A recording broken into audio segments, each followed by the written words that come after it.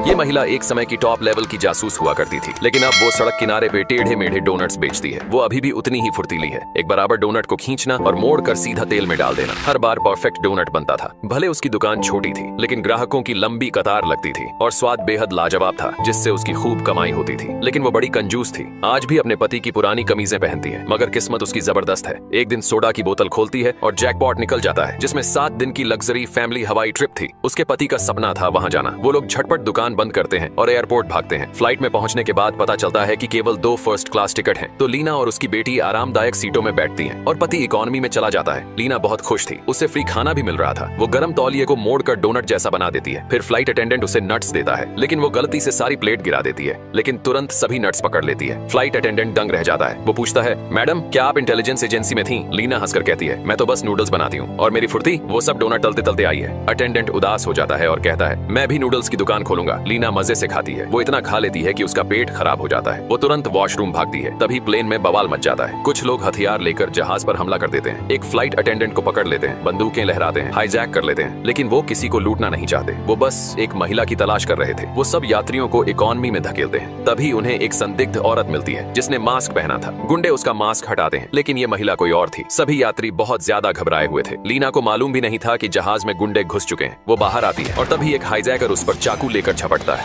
लेकिन लीना डरती नहीं। सिर्फ 3 मूव्स में ही उस आदमी को जमीन पर गिराकर बेहोश कर देती है। लीना ही थी जिसे वो ढूंढ रहे थे। असल में 10 साल पहले लीना एक जासूस थी। गलती से एक मिशन फेल हो गया था, जिसके बाद वो कोरिया भाग गई थी। प्लास्टिक सर्जरी से चेहरा बदलवा लिया, नई जिंदगी शुरू की। अब वो एक सिंपल नूडल बनाने वाली माँ बन गई है, लेकिन उसके पास आज भी कुछ बड़े राज छुपे हैं और अब पुरानी एजेंसी को उसका पता लग गया है। लेकिन लीना सबके छक्के छुड़ाने वाली थी। वो अकेले 100 लोगों को लपेट सकती थी।